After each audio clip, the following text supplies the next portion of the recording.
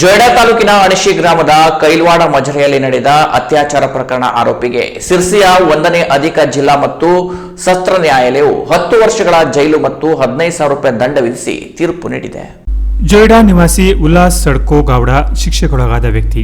ಈತನು ಜೊಯ್ಡಾದ ಅಣಶಿ ಗ್ರಾಮದ ಕೈಲವಾಡ ಮಜರೆಯ ಕಾಳಿ ಹುಲಿ ಸಂರಕ್ಷಿತ ಅರಣ್ಯ ಪ್ರದೇಶದ ಅಣಶಿ ವನ್ಯಜೀವಿ ವಲಯದಲ್ಲಿ 2018ರ ಡಿಸೆಂಬರ್ 1ನೇ ತಾರೀಕಿನಂದು ಮನೆಯ ದನಕರುಗಳನ್ನು ಮೇಯಿಸುತ್ತಿದ್ದ ಮಹಿಳೆಯನ್ನು ಬೆದರಿಸಿ ಬಲವಂತವಾಗಿ ಅತ್ಯಾಚಾರ ಮಾಡಿದ್ದ.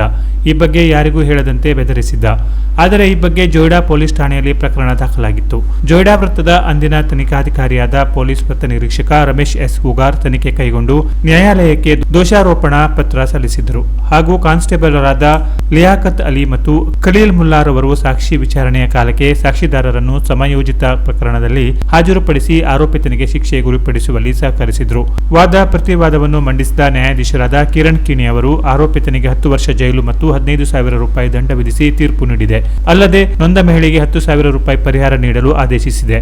ಸರ್ಕಾರದ ಪರವಾಗಿ ವಿಶೇಷ ಸರ್ಕಾರಿ ಅಭಿಯೋಜಕ ರಾಜೇಶ್ ಎಂ ಮಳಗೀಕರ್ ಪ್ರಕರಣದ ವಿದ್ಯಮಾನಗಳನ್ನು ಮತ್ತು ಸಾಕ್ಷಿದಾರರ ಸಾಕ್ಷ್ಯವನ್ನು ಗಂಭೀರವಾಗಿ ತೆಗೆದುಕೊಂಡು ಆರೋಪಿತನಿಗೆ ಶಿಕ್ಷೆ ವಿಧಿಸಬೇಕೆಂದು ಸುದೀರ್ಘ ವಾದ ಮಂಡಿಸಿದರು. Canara plus news, Joida.